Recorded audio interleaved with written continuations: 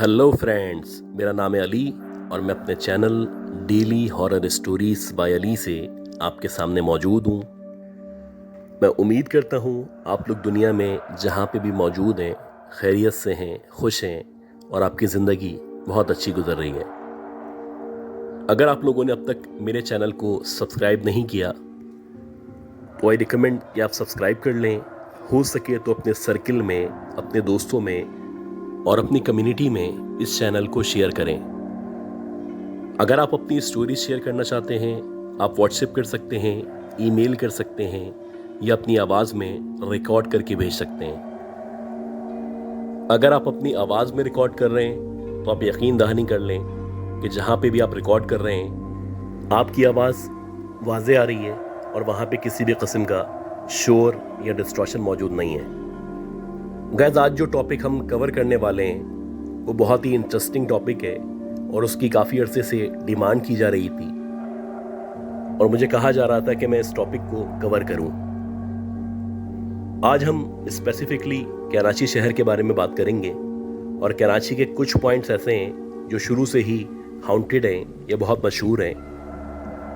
हम कोशिश करेंगे कि जो जगहें बहुत ज़्यादा मशहूर हैं उनको कवर करें। तो इन सब जगहों में जो कराची में सबसे मशहूर जगह है जिसके बारे में आप सब भी जानते होंगे, लेकिन उम्मीद करूंगा जो इन्फॉर्मेशन मैं आज आपको देने वाला हूं वो इन्फॉर्मेशन शायद आपके पास मौजूद ना हो। सबसे पहले जिस जगह की हम बात कर रहे हैं वो है मोहट्टा पैलेस। आप जब से कराची में बड़े होते चले आ रहे हैं बहुत सी दफ़ा ऐसा हुआ होगा कि आपका मोहट्टा पैलेस के सामने से गुजर हुआ होगा, आपने उसको दूर से देखा होगा या हो सकता है फॉर्चुनेटली आप अंदर भी गए हो। जो कराची आइज हैं वो यकीनन इस जगह से कभी ना कभी अपनी लाइफ में इस जगह के सामने से कम गुजरते ज़रूर हैं। बहुत सारी मिथ्स हैं, बहुत सारे वाक़यात हैं और बहुत सारी इस तरह की कहानियाँ हैं जो ज़बान ज़द आम हैं। लेकिन कहा जाता है कि 1927 में मोहट्टा पैलेस को तामीर किया गया था और जो इसके मालिक थे उनका नाम शिवरतन चंद्र रतन मोहट्टा था और इसकी तामीर उनके नाम पे ही की गई थी। शाहजहां ने ताजमहल को अपनी बीवी के मरने के बाद तामीर किया था, जबकि अगर आप मोहट्टा पैलेस की बात करें तो उस पैलेस को शिवरतन ने अपनी बीवी की जिंदगी को बचाने के लिए तामीर करवाया था। कहा जाता है कि 1927 में जब शिवरतन की बीवी की तबीयत ख़राब से ख़राब होती चली जा रही थी और उसके बचने के चांसेस कम से कम होते चले जा रहे थे, तो डॉक्टर ने शिवरतन को सजेस्ट किया था कि आप अपनी बीवी को किसी ऐसी जगह पे लेके चले जाएं जहाँ की आबो हवा बहुत फ्रेश हो, जहाँ का एनवायरनमेंट बहुत अच्छा हो। और उस वक्त के दौर में मोहट्टा पैलेस समंदर के बिल्कुल सामने मौजूद था। अगर आप अब की बात करें तो वहाँ से समंदर का जो डिस्टेंस है वो काफ़ी ज़्यादा बढ़ चुका है। कहा जाता है ग्रेजुअली जैसे जैसे टाइम पास हो रहा था वैसे वैसे जो समंदर था ये पीछे से पीछे हटता चला जा रहा था। ये जो पैलेस है जब इसकी तामीर शुरू की गई थी तो उस वक्त के एक बहुत बड़े आर्किटेक्ट थे जिनका ताल्लुक हिंदुस्तान से था, अहमद हुसैन आगा। उनकी खिदमात ली गई थी और उनकी खिदमात लेने के बाद या उनके मशवरे से इस पैलेस को तामीर किया गया था। इसकी जो बुनियादें थीं वो इस कदर मजबूत थीं कि कहा जाता है कि अगले 500 सालों तक इस पैलेस को कोई नुकसान नहीं पहुंच सकता। जिस तरह हर प्लेस के बारे में या हर पैलेस के बारे में या हर जगह के बारे में कोई ना कोई मिथ्स मशहूर होती हैं, इसी तरह मोहट्टा पैलेस के बारे में कहा जाता है कि यहाँ पे भी बहुत सारी paranormal activities time by time होती चली आ रही हैं। जैसे कि अगर आप इंटरनेट पे चेक करें तो आपको एक हिस्ट्री इस तरह की भी मिलती है। गए वक्तों में मोहट्टा पैलेस के जो गार्ड्स थे उन्होंने क्लेम किया था कि अक्सर रात के टाइम में उनको इस पैलेस के अंदर से लोगों के शोर करने की, लोगों के बातें करने की आवाज़ें आया करती हैं। अक्सर रात के टाइम में इन गार्ड्स को महसूस हुआ करता था जैसे अंदर कोई तकरीब हो रही है, कोई पार्टी चल रही है। और जब इस शोर को सुन के गार्ड्स अंदर की तरफ जाते थे तो उनको वहां पे कुछ नजर नहीं आता था। कुछ गार्ड्स ने यह भी क्लेम किया था कि अक्सर उन्होंने वाइन ग्लास को हवा में फ्लोट करते हुए देखा है, और उसके साथ साथ कुछ ऑब्जेक्ट्स हैं जो उनको अक्सर छत पे नजर आया करते हैं। गुजरते हुए टाइम के साथ इस तरह की बहुत सारी स्टोरीज थी जो लोगों में फेमस होती चली गईं, और आमतौर पे लोग मोहट्टा पैलेस जाने से खास तौर पे सनसेट के बाद अवॉइड किया करते थे। इसी तरह बहुत सारे आर्टिस्ट ने, बहुत सारे इवेंट मैनेजर्स ने मोहट्टा पैलेस के अंदर पैरानॉर्मल एक्टिविटीज़ को विटनेस किया है, और उन्होंने अक्सर विटनेस किया है कि जब भी वो वहाँ पे जाते हैं या शूट करते हैं या कोई भी प्रोग्राम को ऑर्गेनाइज करते हैं तो उनको अक्सर ऐसा गुमा होता है कि जैसे इस खाली पैलेस के अंदर कोई ना कोई इवेंट है जो चल रहा है, और बाज़ाहिर ऐसा लगता है कि अंदर बहुत सारे लोग मौजूद हैं जो आपस में बातें कर रहे हैं, शोर शराबा कर रहे हैं।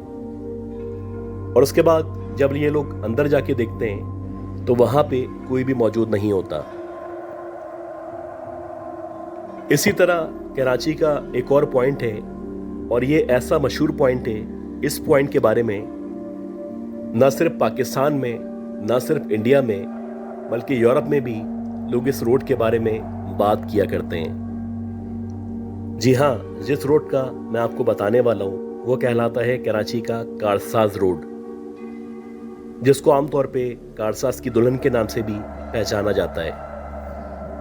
आपने कारसाज रोड के बारे में बहुत सारे किस्से, बहुत सारी कहानियां सुन रखी होंगी।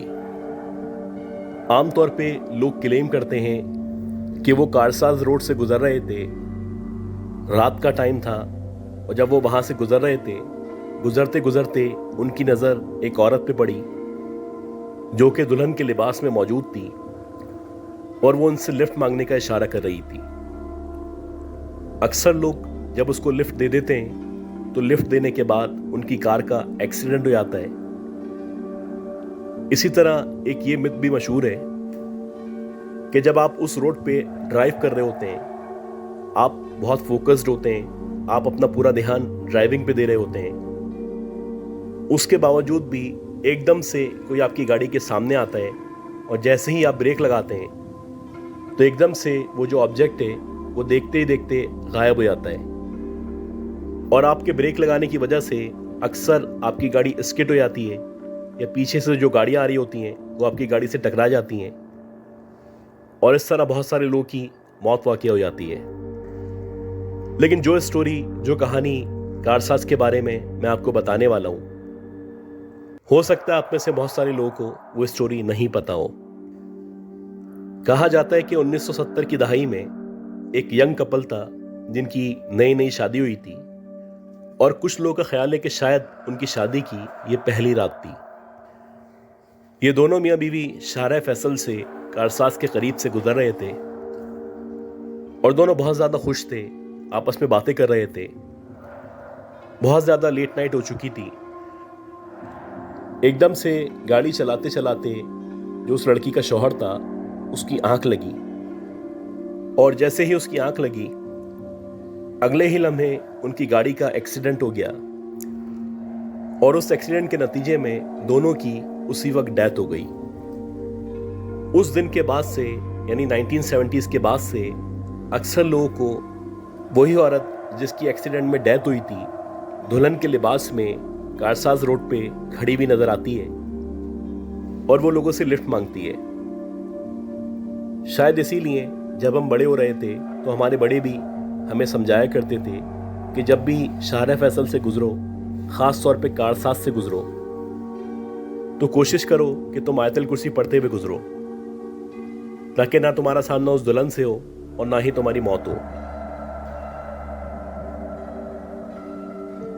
गाइस, आप लोगों ने कब्रिस्तान के बारे में बहुत सारी बातें सुन रखी होंगी। बहुत सारे वाक़यात हैं, बहुत सारे सिलसिले हैं जो कब्रिस्तान से या शमशान घाट से जा मिलते हैं। यकीनन आपके शहर में भी, आपके मुल्क में भी कुछ इस तरह के कब्रिस्तान मौजूद होंगे जिनके बारे में क्लेम किया जाता होगा कि यह हॉन्टेड कब्रिस्तान है। कुछ लोगों ने वहां पे जन्नात को, बदरूहों को, चुड़ैलों को विटनेस किया होगा। पाकिस्तान भी इसी तरह के ममालिक में शामिल है जहां पे बहुत कदीम कदीम कब्रिस्तान मौजूद हैं, और कहा जाता है कि तकरीबन 600-700 साल पुराने कब्रिस्तान भी पाकिस्तान में मौजूद हैं।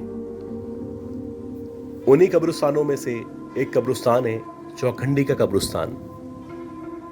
अगर आप लोग नेशनल हाईवे से हैदराबाद की तरफ या अंदरूनी सिंध की तरफ जाएंगे तो रास्ते में एक कब्रिस्तान आया करता है। यह बहुत ही कदीम कब्रिस्तान है और इस कब्रिस्तान की तारीख भी तकरीबन 600-700 साल पुरानी है। हाँ, अगर आप दिन में यहाँ से गुजर रहे हैं तो यकीनन ये आपको अट्रैक्ट करेगा। आपका दिल चाहेगा कि आप वहाँ पे जाएं, तस्वीरें खींचें, फातिहा पढ़ें। लेकिन मैं आपको इंटीमेट कर रहा हूँ, कभी भी आप सनसेट के बाद वहाँ से गुजर रहे हो तो आप कोशिश करिएगा कि किसी भी कीमत पे उस कब्रिस्तान के अंदर नहीं जाएं।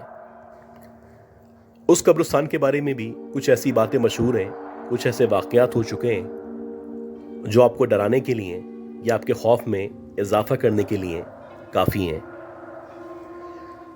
जो लोग उस कब्रिस्तान के करीब रहा करते हैं, जब उनसे पूछा गया कि इस कब्रिस्तान में किस तरह के वाक़यात पेश आते हैं, तो उनमें से ज़्यादातर लोगों का कहना था कि जैसे ही मगरिब हो जाती है, मगरिब होने के बाद हमें इस कब्रिस्तान से औरतों के, बच्चों के चीखने की, रोने की, कराहने की आवाज़ें आया करती हैं।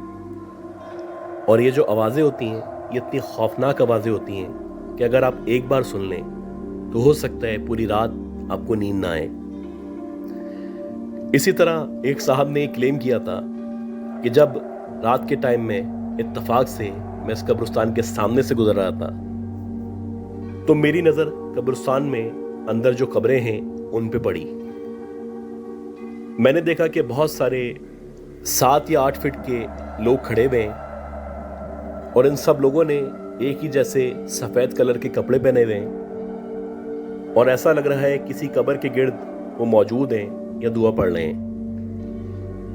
अभी मैं उन पे गौर कर ही रहा था कि एकदम से वो सारे के सारे जो लोग थे उन्होंने मेरे सामने देखते ही देखते हवा में लेविटेट करना शुरू किया और वो लेविटेट करते करते मेरी तरफ आने लगे। और जैसे ही वो लेविटेट करते हुए मेरी तरफ आने लगे तो फौरन से मैं वहां से भाग गया। वहां पे करीब में जो लोग रहा करते हैं उन्होंने ये भी क्लेम किया है कि क्योंकि ये कब्रें 600 साल, 500 साल, 400 साल पुरानी हैं तो अक्सर वहाँ पे कल्ट प्रैक्टिसेस के लिए या ब्लैक मैजिक के लिए भी लोग आया करते हैं। और जब भी इस तरह के लोग वहाँ पे आते हैं और पकड़े जाते हैं तो उनको वहाँ से मार मार के भगा दिया जाता है। अच्छा गाइस, हम सब में से हर कोई अपनी ज़िंदगी में कभी न कभी सिनेमा में ज़रूर जाता है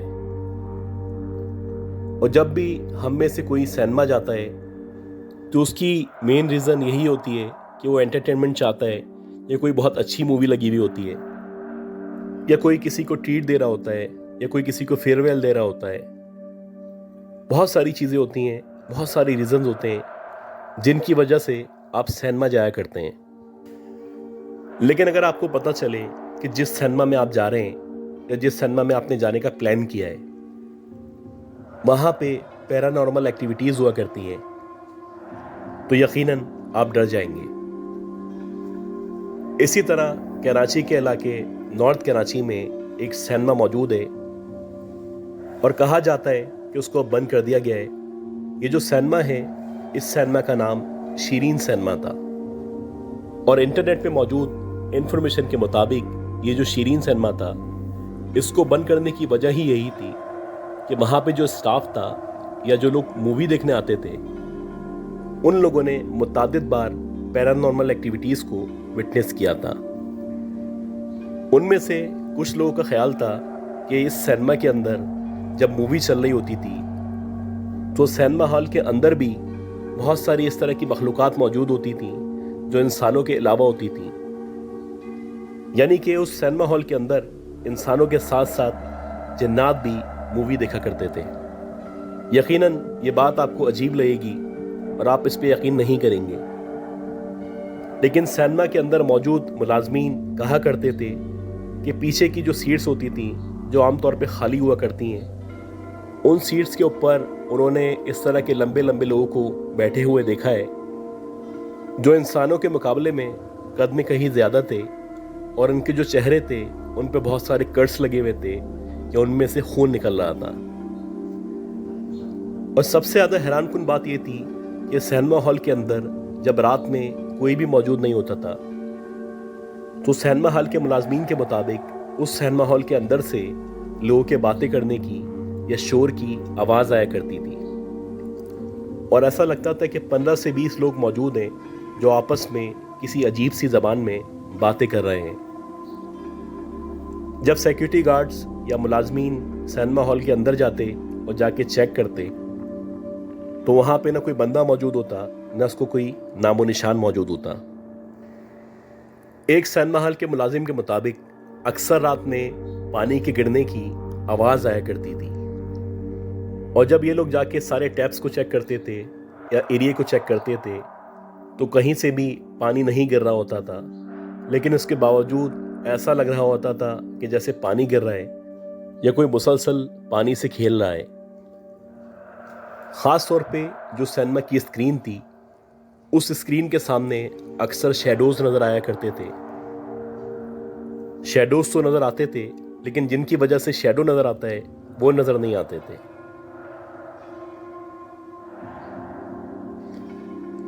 गाइस, इसी तरह आप अपनी ज़िंदगी में पिकनिक पे ज़रूर जाते हैं। कुछ लोग पिकनिक पे जाने के लिए पार्क्स का इंतखाब करते हैं, कुछ लोग पिकनिक पे जाने के लिए किसी प्लेलैंड का इंतखाब करते हैं, जबकि कुछ लोग सी साइड पे जाना पसंद करते हैं, और जब भी वो सी साइड पे जाते हैं तो उनकी कोशिश होती है कि वहाँ पे किसी ना किसी हट को बुक किया जाए। कराची के अंदर हॉक्स बे की साइड पे एक ऐसा हट मौजूद है जिसके बारे में कहा जाता है कि वहाँ पे पैरानॉर्मल एक्टिविटीज़ हुआ करती हैं, और उस हट के अंदर लोगों ने बहुत सारी इस तरह की मखलूक़ात को विटनेस किया है। ये जो हट है ये बड़ा फेमस हट है। यहाँ पे आमतौर पे बुकिंग्स हुआ ही नहीं करती, और अगर गलती से कभी कोई बुकिंग कर भी ले और जब वो रात को वहाँ पे पहुँचता है, रात स्पेंड करने की कोशिश करता है, तो वो बहुत सारे जन्नात को या इस तरह की मखलूक़ात को विटनेस किया करता है।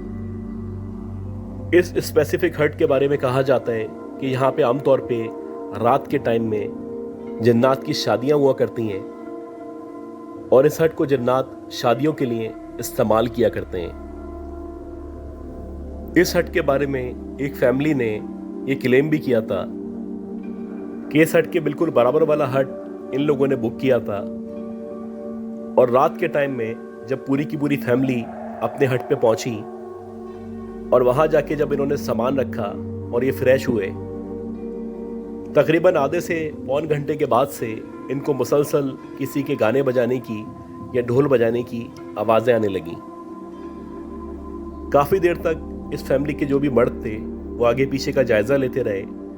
जब उनको यकीन हो चला कि यहाँ पे कोई शादी नहीं हो रही, तो अल्टीमेटली वो बाहर निकले, और जब बाहर जाके उन्होंने अपने बराबर वाले हट को चेक किया तो उन्होंने देखा कि वहाँ पे बाकायदा बहुत सारे लोग मौजूद हैं जिनके कद तकरीबन 7 या 8 फीट के बराबर हैं, और सारे के सारे लोगों ने वाइट कलर के कपड़े पहने हुए हैं, और उनके जो चेहरे हैं वो बहुत लंबे लंबे चेहरे हैं, और उनकी जो नाक है वो बहुत बड़ी नाक है।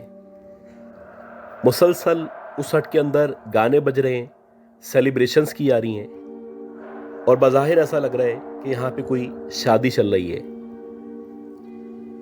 कुछ देर तक ऑब्जर्व करने के बाद जब इनको लगने लगा कि हर गुजरते हुए लम्हे के साथ ये जो शोर है ये बढ़ता चला जा रहा है, तो उन्होंने अपने हट के गार्ड से कहा कि बराए मेहरबानी बराबर में जाएं, उनसे रिक्वेस्ट करें कि रात में इस कदर शोर ना करें, हमारे बच्चे इस वक्त सोना चाहते हैं।